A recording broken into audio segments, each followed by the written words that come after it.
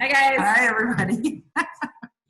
We are on the fly and still working and all the things. Welcome to this week's episode of the Epic Hour. We're going to be talking the power of social media.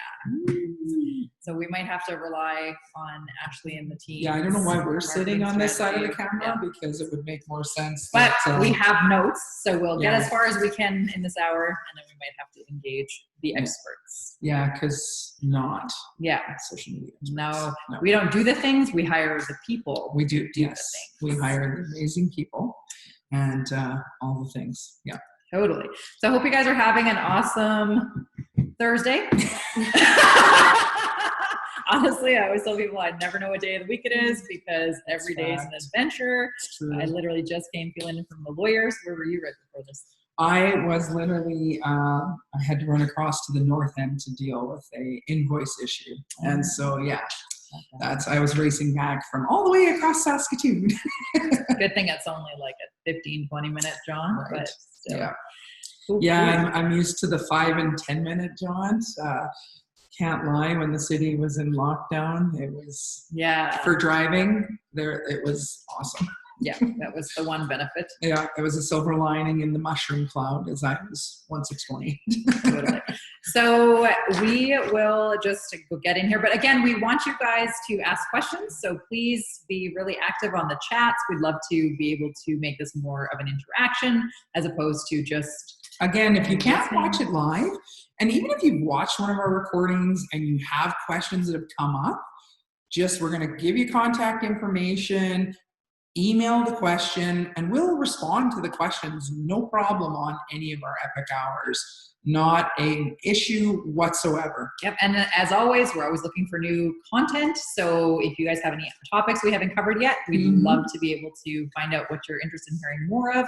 Or if we, talked about something but you want to go in more in depth, again, we're here for you guys. So, or if it was a topic you really enjoyed, we're more than willing to do it again. Not an issue at all. 100%. So where we're starting with this. So describing the importance of developing a brand identity. Super important. Yeah. It's super important. It's interesting too, because when it goes to social media, it's not necessarily the platform, because the platforms will change and they evolve, and what works today might not work a year from now, and vice versa. But if you have a brand that ties through and weathers all the platforms, doesn't really matter where you're going to be, people are going to start to recognize the brand. And again, tying multiple platforms together, the brand is going to help. So for Alyssa and myself, when we first started the company, we knew that we needed something to catch people's attention. So now if people are aware of our branding, it's more the character, right? So it's more Alyssa and myself and our character. And it's so funny because we knew we wanted to have something resembling a picture, but we're not really photogenic. Don't know if you could tell or not. But at the end of the day, we were like, let's use the character because it's fun. It's larger than life, which is a good way to represent both of us. And at the end of the day, people remember who we are because of our characters. People are like, you're that cartoon. We're like, yeah, that's us, right? Even though my hair changes on the monthly and things evolve all the time, the character is set and it is good to go. So that's a good way for us to be able to really embed and embody who we are. And so for us, that was a really big deal when we were kind of finalizing that in the beginning. So our brand itself has changed over time. Our cards stay the same, but our branding has changed. It's kind of evolved with us, but the character has always stayed the same. So for us, that was kind of a non-negotiable. And we've actually had people we've hired and they said, oh, the cartoon's old, it doesn't work. No one's going to lend millions of dollars to a cartoon. And we were like, dude, you came in after the fact that we've already established Let's go right to the story. We literally hired a marketing person who said no one is going to give millions of dollars to a character. After this had already happened, though, that's the thing. I'm like, wow, you were very open-minded, or like sarcastically open-minded, right? Because you're telling us something that can't happen yet it already has, and I'm not sure what your point is. Guess what? We're now controlling over $100 million in real estate.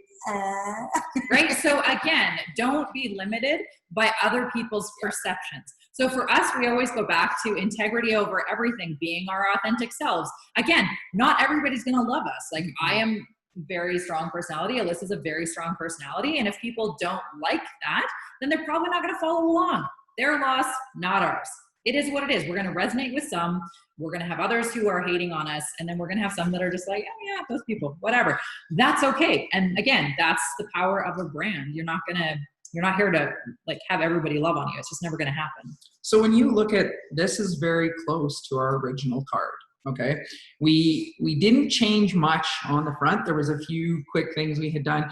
We had people give feedback. The wording on the bottom used to be in black lettering, which you could tell wouldn't pop like the white does. And I think there was a couple little other things, but those were really the only things. On the inside, however, though, we have changed this, I don't know, a half a dozen times with the growth of our company, and as we have more team members, and now because people actually understand fund to flip and HFLP, we just literally put those on our cards now, right? Instead of, before we had different things. We used to just have like pain points and those kinds of things listed on the back of the cards that would trigger people to call or ask questions. And of course, we've evolved to where now our team members, they can't have the same tent card we have, because this is, as owners, there's a few perks we get, right? This is ours, right? But we still needed our team members to be able to go out and do something. So this is what we came up with.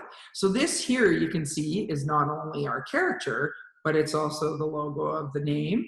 And then it also has our branding colors, which we grew into. We didn't have these when we first started, right? So when you and then it's Bailey's card there. Anyone who wants to contact Bailey, there you go.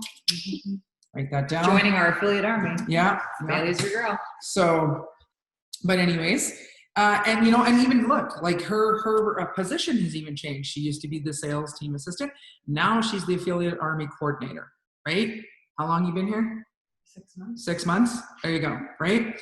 So, I mean, that's something to keep in mind. Things are like, you'll go and create something and it's like, oh, this is great. It's going to change. So don't aim for perfect. Get something that will keep you at the top of people's minds when it comes to branding and those kinds of things. Again, we weren't big in having our photo taken. Well, then create a symbol or create something that will, when people see it, they're like, oh yeah, them. Oh yeah, them. Right? That's all it is. If you don't want to put, that is a common one. People will put, I'll use realtors as an example. They quite frequently put their photo on their business card. In that business, I think that's very smart, because there are a lot of them around and people aren't going to just remember your name. If they see your face, they will remember that. But here's the thing. If you're somebody like Rochelle who changes your hair color on, not the daily quite, but the month, but like, that might not also work for you, right? Because they'll look at it and be like, is it you? Is it not? Right? Or maybe you're willing to be the type that you're just going to do a standard Vistaprint card. They're cheap enough that I'm changing my hair color. I'm getting a new photo. And maybe that's how you're going to brand yourself. You're going to change your hair color and you're going to be that adventure for people. I don't know, take it and make it yours. Make it your spin. It's just an example, right? But it ultimately comes down to, it wasn't even so much the character, but it was a combination of the card itself, right? It's called the tent card, right? And it was funny because we would go to trade shows, and here's my favorite thing to see. Okay, people will be walking around with this in their hand, and then they go and put all these business cards inside. We didn't think of that. We hired a graphic designer, and that person thought of that. Again, no one says you have to have all the ideas. Just find the cool people that'll help you lead into those areas. Yep.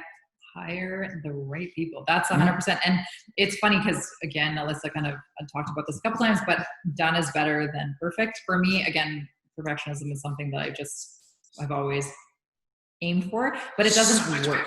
It doesn't work. So yeah, it's an evolution though. There's some things where I'm like, no. And then other times I'm like, fine, just do it. We'll evolve over time. Right. But done is better than perfect. But if I would have stayed stuck in that perfectionism rut, I would have never been able to have the capacity to be where we're at today and to handle what we're doing and to be able to delegate certain things and there's still certain things that I want to be the ones doing, and then other stuff we just farm out.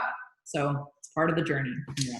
And so, yeah, and it's an evolution. And that's the way I look at everything. And some of the stuff, you know, as things are pivoting and adapting, I might be able to take some of that stuff back. Sometimes I don't want to, right? And so it's just, you get to be able to figure out what you're good at, what your strengths are, and then what, you know, where you're missing, I guess. And our website has been created a few times now. And I mean, every time we do it, it's better, right? Every time. And so, you know, there's nothing wrong with perfection, but I think perfection needs to be that goal. It shouldn't be your starting point. It should be, I'm aiming here, and it's going to take this many steps to get there. An evolution. That's all it is. It's just a journey. All right. So social media and real estate investing, running a business. We've got some notes here. So it is important to engage with your audience, which you can do by holding contests, which we've done a couple, asking questions, sharing relevant content and industry news. So I think like using polls is a thing on Facebook, at least. I know we have some of that stuff running. Everyone in the back behind the computers nodding their heads. That's why we're like, starting discussion about relevant industry topics. There you go. Yeah. So if anybody didn't hear that, starting discussions about relevant industry topics. So again, asking the audience and being like, hey, this happened, or even sharing other people's news articles or things that might have been happening on social media, and being able to kind of be relevant and fast and heavy hitting when that stuff breaks. Because, you know, Alyssa's been very fortunate to be in the news quite a few times. So she's kind of our spokeswoman for the company. And she was just on there last week, wasn't it? Yeah, Thursday, I think. It was Thursday, yeah. And so all of a sudden, and my friends down in Ontario saw it. So. Yeah. CTV News. Yeah. So it was all across Canada. It wasn't just in Saskatchewan. So that's amazing opportunities that we can then turn around and leverage on social media, right? Because you get the clips and you get to share it and all that stuff. And you never know who's going to see something and all that kind of stuff. And I think there was some haterade on one of the posts or whatever. And it's just like, guys, get a life. Like, no, but it's just like, really, you got to jealous because they weren't on the news. Yeah. But it's like, really, like online is, social media is such a love and hate relationship, because you get people that are the supporters and whatever, and then you get the trolls, and it's just like, you got to rise above it and be past that and not feed into it. But it's just interesting how small-minded people can be. I just think it's in the social media land, world, universe, funny how people just feel that their opinion weighs that much, right? I will write things on my personal page of how I feel or what I think or whatever, and I'm like, no one forced you to read what I wrote. You know, like, you know, and it just amazes me. It goes back to, okay, I'm going to date myself, but television, you know, everybody else always used to be like, that shouldn't be on there. That shouldn't be on there. That shouldn't be on there. And it's like, why? Don't you have the power button in your hand or the remote to change the channel? Like, ultimately, you're the only one that has that control. No one else. Trying to hammer into someone's head that they should look at something exactly like you or feel exactly like you is a waste of energy. And the minute you figure that out in life, oh damn, you will just advance because you will put your energy where it belongs.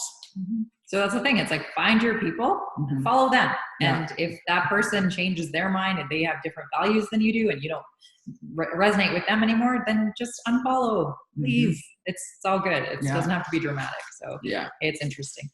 Interacting with your audience, which you can do by responding to their comments and messages, as well as actively commenting, liking, and engaging with their content. So I know Instagram is really big with this, where it's like, people follow you, you decide if you want to follow them back, and then again, engaging in their content. Therefore, they may check onto your stuff more often, or vice versa. So it's, again, being really active. So this is why we have the team who can do this stuff, because we just don't have the capacity to do that. And it's funny because sometimes people leave messages and they're like, hey, Rochelle. I'm like, the girls will be like, hey, this message came in for you. And I don't know if these people actually think that we actually manage that stuff. But I mean, I'll get the message, but I'm not there, right? So I'm like, I put my cell phone number everywhere. If you need to get a hold of me, my cell phone, text or call, there we go. But everything else, I'm like, if it goes to the social media channels, it might get, you know, a few days behind or whatever.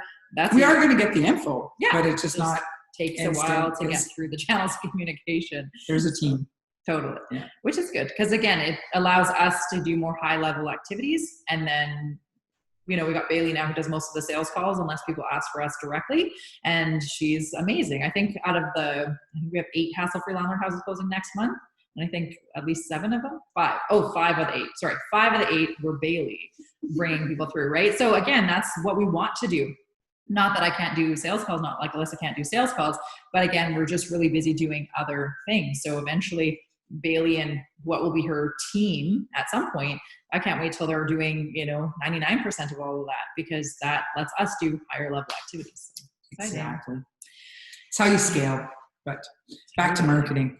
The other thing that I don't know if it's in here, maybe it's further down, is, and Rochelle touched it here, but the whole literally cross promotion, like if you're using a product in your business, no matter how mundane, contact that company and say, hey, would you be okay if I did something saying this is amazing and I tag you? Because you know what? They're going to more than likely share it. Right? And I mean, we're actually we get this all the time. People are like, well, who do you use to do this? Who do you use to do this? Well, now we're going to be like, you know what?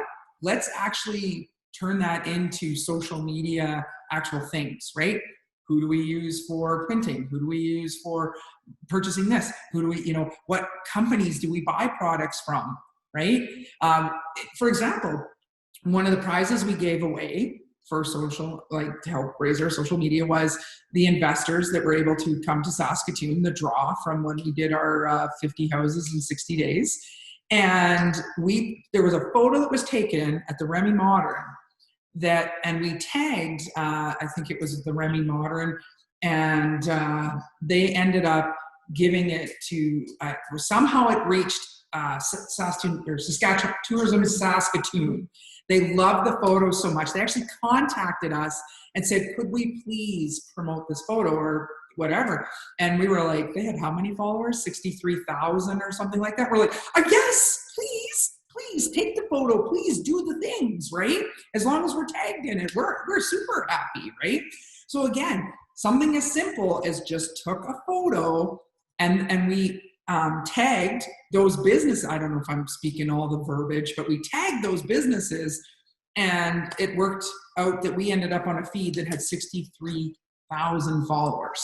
Yeah, and pretty good. That weekend, we actually tagged quite a few companies because we went and did a gift basket to leave for the guys when they got to the house, and so we used Lucky Bastards alcohol. So we had like LB Distilleries that we tagged, and then we had a bunch of local fruit we used and different jams and whatever. And then so that was an opportunity. Then we also, Alyssa and the guys went on the riverboat tour, the Prairie Lily. So we were able to get some really good shots there. That was actually pretty funny because Bailey and I were out running errands, and then the guys and Alyssa were on the tour, and we ended up we were ripping across the bridge, and I was like, wait, there's the boat. And so then we were like, oh my gosh, it'd be so cool if we can get some shots from the bridge. And so we were trying to connect with them because we were literally running errands and doing all these things. And so we were able to actually park by the Victoria Bridge, and we ran across. So we were actually on the bridge, and we got some really cool footage of them going by, and we were like chatting and yelling and all that. And then Alyssa had to do some negotiating there to get back on the outside of the boat, I think. Yeah, I did. We were, because of COVID, there's all these specs for sitting and what they've done. So the Prairie Lily is this amazing heritage boat that travels the Saskatchewan River, and it's literally like a paddle boat, I think, or whatever they call it. And it's beautiful, and it's two decks, right? So you have your inside deck on the main, and then it has an upper deck with like that you can view. It's just it's great for older people like me. It's cool.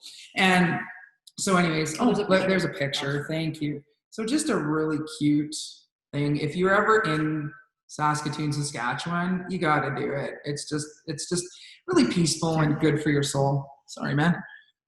Can't forget the other ones.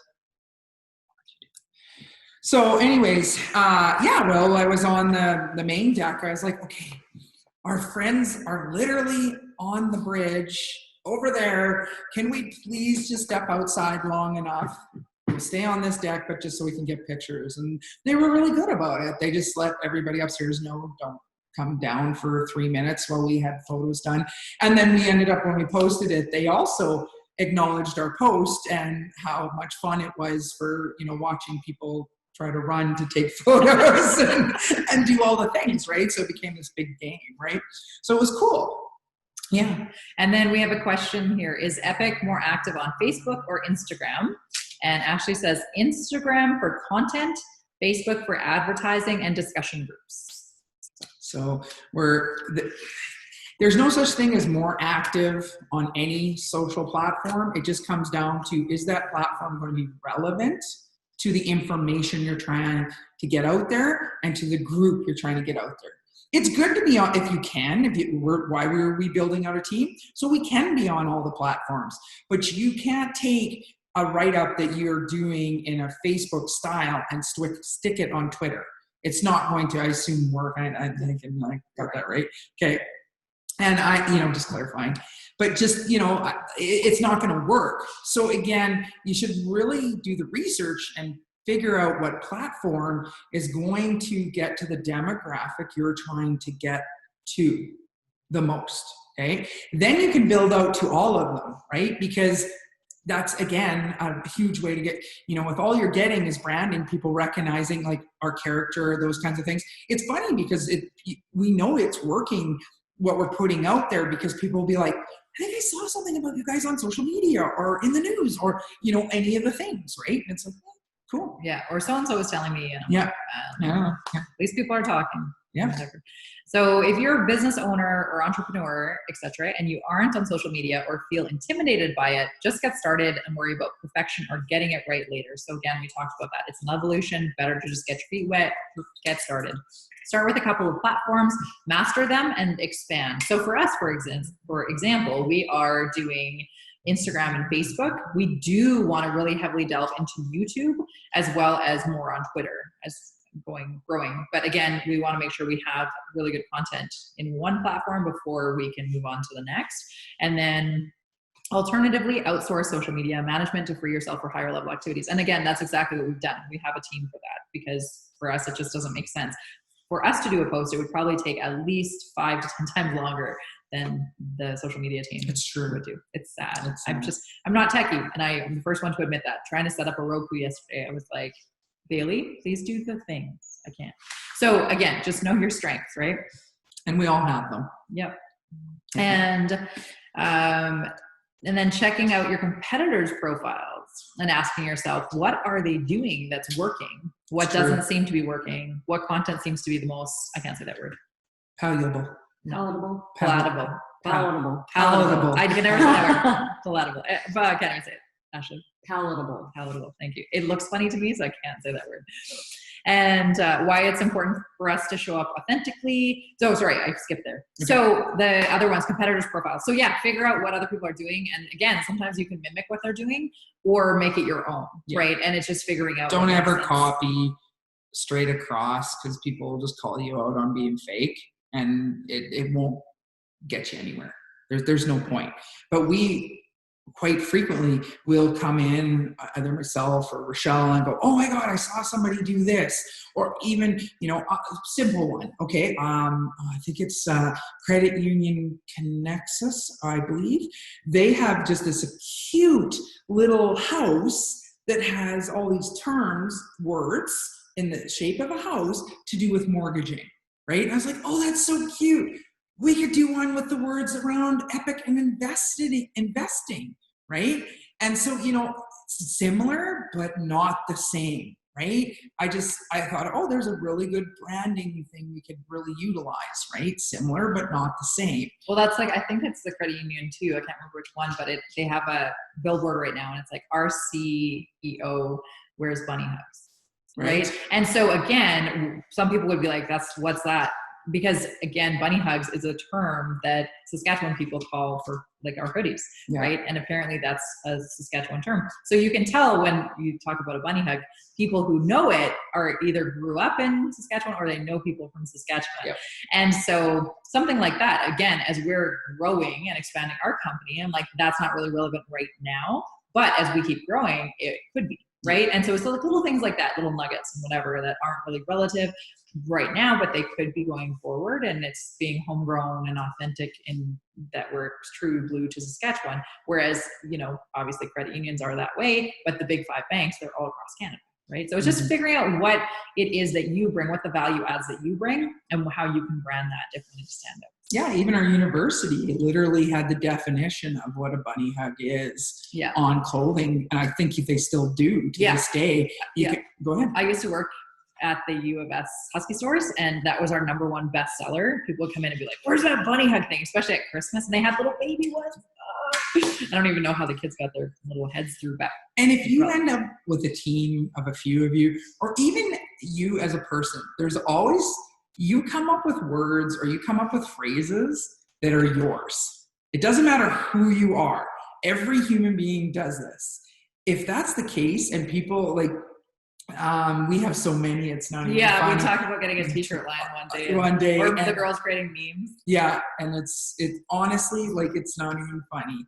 And those are the kinds of things that you can cash in on, right? Like, take some of your favorite ones and make them hashtags around your posts, those kinds of things. It works to make you step out of the very common term right now, the sheeple, right? It allows you to step out of that and maybe be the one black sheep in amongst all the white sheep that stands out in a very positive and cool way because you're being unique. It's being an outlier, doing things a little bit differently. It's honing in on what makes you unique and maybe a little bit weird. Yeah. We embrace our weirdness. We do. Like, okay. And really, again, we've talked about this in the past, but we really embrace a corporate culture that just embraces uniqueness. And we're all a little weird, and that's why we all fit in. Yeah. And it's, again, the next question where it's why it's important to show up authentically. That's why. Because honestly, I'm going to probably, because this has been said to me, and I'm sure Rochelle, by so many of our team members, they're like, I love working here because I don't have to be fake. I don't have to, sit a certain way. I don't have to talk a certain way. I don't have to, all those things where all that energy goes into that. Right? And it's like, no, we just need you to be a great human being and do a great job. Thank you. And if you do that better in khakis or jogging pants, I don't give a flying crap. Right? Like, it's what works for you, right? Like, that's what's going to make or break things moving forward, right? I know, and we do not, it's so funny, when we traveled and all the events we went to, we actually stuck out because so many times we weren't wearing the business suits, and we were presentable. It's not like we went, hey, we rolled around in the hood and this is what we're wearing, right? Like, but we weren't there like that in the heels and the things and whatever, right? And it was funny because people remembered us because we weren't dressed like everyone else, right? So there's those kinds of things that can work in your favor, right? And we always, right from the get-go, we've always believed that, you know what? If someone is just going to judge us and not work with us because we're not showing up in a suit, is it really someone I want to associate with? The people that we pair with so well, whether team members or whether investors, are the salt of the earth. People who are just like most of us, who just want to do better. That's really what one of our big foundations of our corporate culture is. Yeah, we're just the average people who are wanting to elevate in different areas in our lives, but we're not being fake, because there's nothing worse than being fake. I can't handle fake people. I will call fake people out on their bullshit. I don't care if you're a stranger. I don't care if you ask for opinions. I don't care, but I just can smell fake a million miles away, and I just have no tolerance for it. And the only thing we support are fake breasts. Just because she wants them. We're gonna everyone into this. But no, and it's just like, and again, I'm not like, if plastic surgery is your thing, have at it. If that's what's gonna make you feel better, go there. I'm talking about fake people. Yeah. I'm talking about people who are so shallow that they don't even know themselves. Therefore, everything they say is just vanilla. Yeah. And if you ask them an actually heavy hitting question where they need to actually go deep into their soul to provide an answer, they can't, because they're so shallow. That's typically about the point they start screaming at you because you've hit a nerve and you're like sitting there going, oh, I just broke you. That's awesome. Yeah, I'm not allowed to break people anymore, so I just walk away. But at the end of the day, like, it's just one of those things. I'm just like, I can't even with you because you're answering questions that don't even make sense. Like, you obviously have not even thought about any of this stuff. Yeah. You sound really shallow. Not my people. I got a piece, so have a nice life. Yeah. But it's interesting. So again, our people are people who are able to just show up authentically and not have to pretend to be somebody they don't. And when you're looking at competitors or other, it doesn't even have to be competitors, just anyone else in the industry you're in, right? Sometimes you can see things that you can see they're doing and it's the complete opposite. It repels you and you're like, I definitely want to make sure my team doesn't do that, right? There's also those added values in looking at other people's profiles. And for example, there's some some real estate investors who literally talk about showing up in suits and doing this and acting like they're bigwigs and all this stuff. And I'm like, it makes me want to vomit in my mouth because we're so not that. And again, to each their own, but douchebaggery and acting like you're so elevated and just like super special as far as like, you can't touch me. I've got the big this and the big that and the big cars and the whatever. I'm like, never going to be me. I cannot even remotely try to resonate with that. I will be driving my Ferrari in my $20 Costco pants. Like, it's just one of those things. Like, I don't like brand name. I'm not going to spend money there even when I have lots of it. It's just not something, like, it's just not me. Again, you do you, that's fine, but that's not ever something that's going to show up in our channel or in our. We're not saying it's wrong. It's just not for us, right? If that's what's given them their advantage to step out and make them show up for others, great. It just, like we said, it just doesn't fit our portfolio. So again, we could look at something that someone else is doing and be like, cool, it's obviously working for them. Those are obviously not our people. So again, figure out who your tribe is and go there. Yeah. And then the other side of it too is there are people in other industries that might be doing stuff that we really resonate with. And it's not necessarily real estate investing or entrepreneurship, but it's just like, wow, I really like that vibe. How can we pull more of that vibe into what we're doing? Right? And we'll switch it up. So again, just following relevant ideas or people, and everything. And for me, everything's a vibe. I'm either vibing it or I'm not. And either way, it's true. Black and white. All right. So what else do we have? We were at, for us, it is part of our integrity to show up as ourselves on social media. 100%. Yeah. I don't know too many other real estate investors that would talk about resting place. We will. Again, if you have questions, we'll answer them. Who knows? We may end up down the road someday an Epic Alliance plastic surgery line or something. I was just gonna say, we could vlog our plastic surgery. Right? Like, who knows? Yeah, right? Like, we just don't know. I've learned to say never because I'm always like, never! 6 months later. Guess what we're doing today? It's true. We can set a calendar to it. So I don't roll anything out. Right. And then, so it helps to connect with your audience when you're showing up authentically, because again, you're going to attract people who are your people and those who want to keep scrolling. Bye. Right. Yeah. That's fine. It's true. Yeah. And it's easy. It's easy. Like, when we're just going to come be ourselves, there's not the sweat out prep, okay, what did I say this week that I shouldn't say this coming days? Like, there's none of that. It's just, hey, here it is. Here's what I'm working on. Here's what I'm doing. Here's what I effed up. Here's what I, screw this, scratch that, go on another pivot and adapt direction. Like, it's literally, it's what it is, right?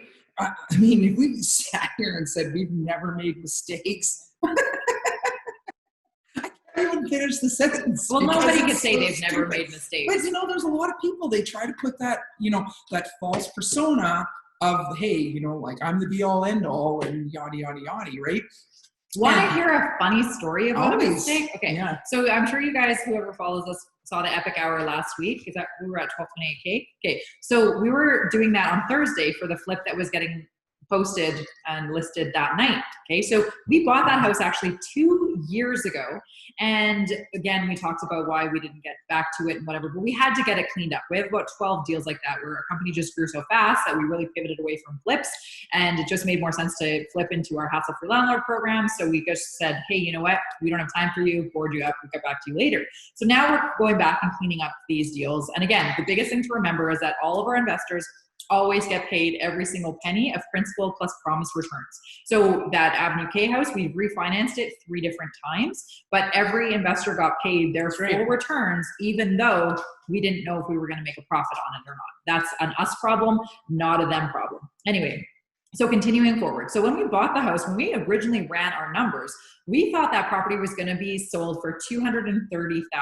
That was what we had conservatively ran our numbers. Yeah. And again, we knew what our cost would be to renovate. We knew what our asking price would be. Again, we always go high on the reno costs, go low on the sale price, because again, if you end up running over budget for your repairs, you've got that buffer. If you end up selling it for more, good for you, you made more. But if you do the opposite, you could really end up hurting yourself. So we've always run the numbers that way. So now we went to list the property, and our realtor, and we did a really good job on the house. So, and we're in a really hot market right now, temporarily, on anything that's move-in ready and affordable.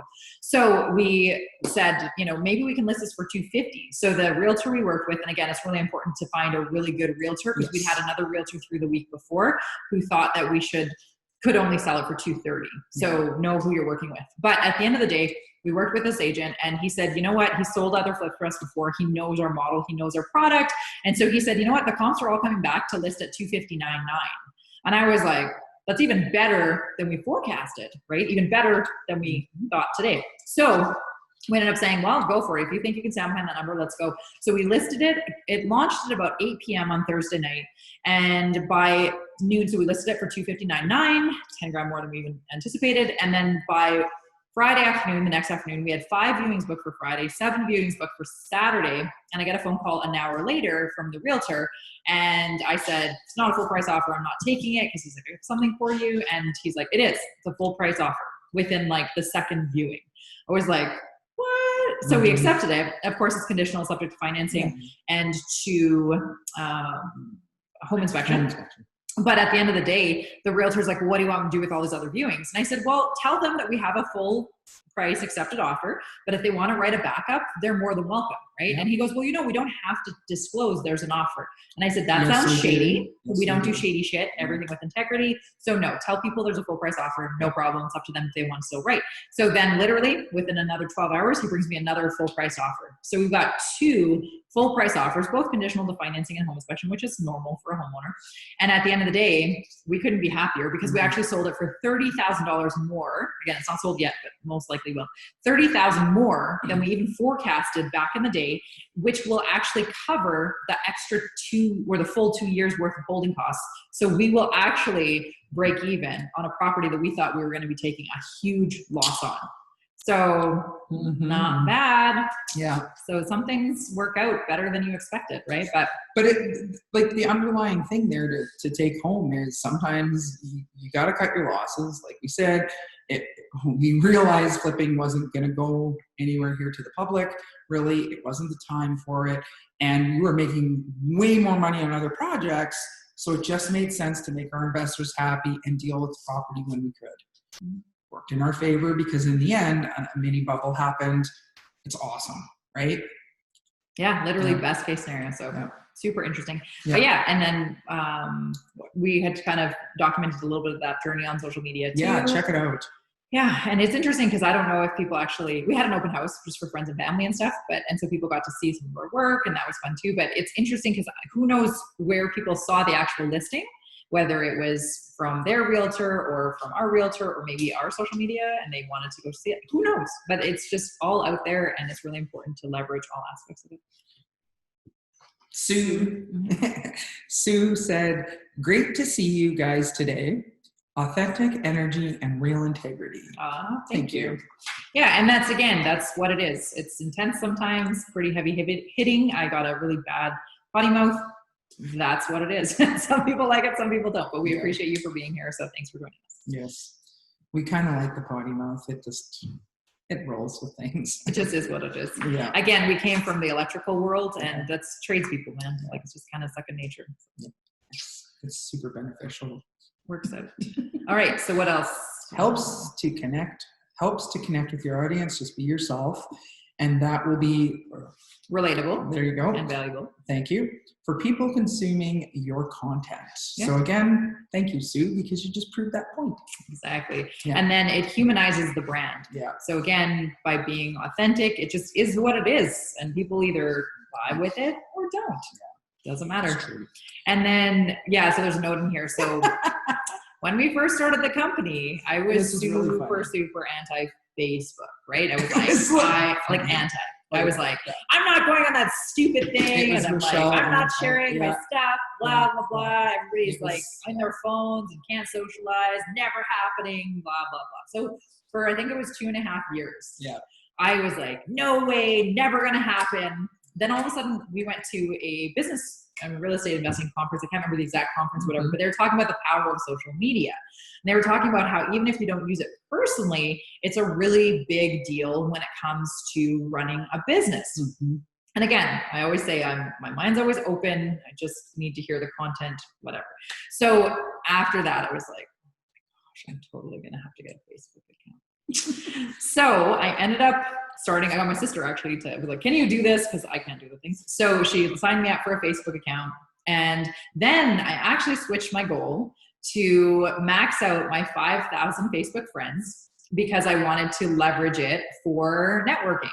And so I did. So within about a year and a half, I think I'd maxed out my 5,000 Facebook friends. And now I rotate, like people slowly take themselves out or I delete them and then bring on, just higher caliber people so I can continually keep evolving my Facebook world and network. But honestly, it has paid dividends in my time and energy because I was able to help open up a new country and literally market my entire tour around the States, around my social media family and friends that I had created. So there is pros and cons. There are pros and cons to being on there. But again, for myself, I don't feed into any of the drama. I don't post a lot of political stuff. I don't post a lot of personal stuff. Again, all I do is work, so it's not really that relevant anyway. But it's just what it is. I use it for networking with other real estate investors and investors that work with us too. So anyway, so it's completely 180'd. And to take an even a funnier step, I was the one that initially ran the Epic Alliance social media page on Facebook. I was like, we got to do these things. You got to do this. Yeah. And I would create posts and I would do it. And then I was like, I hate this. I don't want to do this. Yeah. But if you go way back, it was me. Yeah. So then again, pivoting and adapting. So we're like, how can we take this off the list today to turn around and be able to do more? I just couldn't keep up because there's so much content. And I'm like, I had my Home Alone moment. Yeah. So social media is definitely a good resource for networking, building your network and staying in touch with your network. And it's funny because I have a lot of people who actually will message me or be like, you're on Facebook all the time, because I do have a lot of active communications on Facebook Messenger, but I'm not actually on Facebook. So some people are like, well, you're on there all the time. You should have seen my posts. I'm like, oh, I don't actually see a lot of other people's stuff. My bad. But message me if you want to chat, right? And so it's funny that way. And then, just communicating is a big thing. And then the art of storytelling can be done in writing, with images, or with video. Yeah. So you got to figure out what works best for you. It's funny too, because sometimes I've been really distant from social media lately. I just have not been doing a lot of posting, but I've just been working on a lot of projects in the field. So I just haven't had the time. I haven't for like a week because I was locked out of my account because I got a new phone and I couldn't figure out how to get in. Oh, there's that. I'm in now. Technology. It's just, I'm being truthful. Yeah. It's not that I dislike the people. It's just that the phone is a barrier. It's like, pick it up, ring it. I will, and I'll talk to you. So Alyssa didn't die. She just got locked out of her phone. There you go. Social media is a great way to raise awareness of your brand. And be sure that your social media posts offer value. If all you do is pitch your product and sell, your audience will not be motivated to follow you. Separate out like what you're going to advertise and boost as a commercial. Separate it, post it separate, and then in your page, keep it, closer to that authentic and all the things, right? I think we do like 1 in 4 is kind of If there's a difference between sales content Yeah. and just content that you're posting for your audience to keep up with you or to stay engaged. So you just have to make sure that you keep those separately instead of inundating with people with sales content, because that's not inspiring. Yeah, totally. Exactly. So valuable content could be entertainment, education, inspiration, advice. Again, you can share other people's stuff or create your own content. There's a million different ways to do that stuff. Honestly, we have content for years. We are in the process. We need a YouTube channel because we've had a lot of people. Yeah, exactly. So we have a new member to the team, which is super exciting. And so for us, we were like, we need YouTube because like I weekly people tell us like, we need a TV show. And we're like, we do. And like the soap opera of real estate investing will now be played by E.P.I.C. But it's crazy because the stuff that happens on the daily, like it's just, we can't even keep up with it. And then you reflect at the end of the day, you're like, what did I do today? And then you go through everything. I'm like, that was all today. Like what? And it's just, there's so many different things. And it's not even just real estate investing. It's running like a company, a business that we, because like there's no like cool manual one step. It's like, what? I always compare it because I am a parent. You can read all the books that you want about how to parent, how to raise your child, how to keep it healthy and fed, right? All the things. You do the same thing for a business. And then all of a sudden you actually get doing it and you're like, oh, wow, that's not in the book, right? Like, it's just so true. You're just going to have to, all right, how am I going to make this happen? What are we doing here? How are we pivoting and adapting? Or how are we making this happen? What is the next step?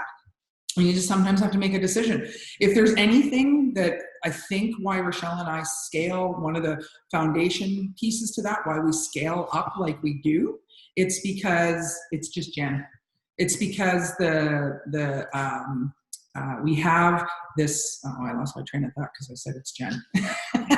That's okay. It's, anyways, what was it? What did I say? Anybody know what I was saying? Everybody was distracted. Oh, shit. That's okay. But it'll come back to me. Anyways, parenting, you just have to run with it, right? With a business and parenting, it's just like, see, I have mom brain still and my kid's 14, right? And then I have all the other 80 kids and love them to death, the team members at E.P.I.C, right? So I have a massive mom brain. But it's just, it comes down to one of the foundational pieces is making a decision quick. You are better to make a decision and it's the wrong one and then have to course correct over sitting and making no decision, because nothing happens at all when you make no decisions. Okay. If you make the wrong decision and you go through the process, you learned a huge lesson. That ripple of what that lesson will lead you to, it's exponential. Okay. There's no telling what it'll touch or change or help, right? You make no decision, there's nothing. There's no learning, there's no growth. Or you make the right decision and everything comes together, right? So. Yeah, okay. Just take action. Yeah. So we got 10 minutes left. So we'll try to burn through this. So sure. Social media is not an exact science, and trends, technology, algorithms are changing all the time. Make sure to stay up to date on these trends and do research relevant to your industry. Again, this is stuff where we just can't. So we have the team. So figure out what makes sense for you, whether you hire a VA, whether you do everything on your own, whether you bring on a full-time staff member. When we first started, it was just Rochelle and I. We wore all the hats. Now we just continuously keep giving those hats to other people. That's how we grew. Yeah. So we have some questions in here. So when getting started on social media, what is more important, quality or quantity of posts? I think it depends on what you're doing and also what you're trying to achieve. Okay. I would say probably 80% of the gurus out there say just quantity, because that's what's going to take your brand and just make it here. Now, quality is if you're just out to focus on a point. So whether that's, say it's an education thing, right? Well, then hitting all those marks on that educational moment will be very important, right? So again, are you out to get 400,000 followers, or are you out to have 40,000 high quality followers who are actually reading what you're doing and following and doing and partaking? Okay, so you have to decide what is best going to service you and your company or business or whatever that looks like. In my opinion, you're going to get a lot of the same too. If you have a lot of quality, you're going to have a lot of quality followers. If you have a lot of quantity, you might have a lot of high quantity of followers, but they might not be relevant, which is exactly what you talked about. Yeah. So where can I find a social media manager? You could hire one in-house or outsource to a digital marketing firm, or hire a virtual assistant through Upwork or Fiverr as examples. So there's lots of ways you don't have to bring people on to do all the things. You can, like Upwork and Fiverr, they're great. You can literally hire people for just one specific task.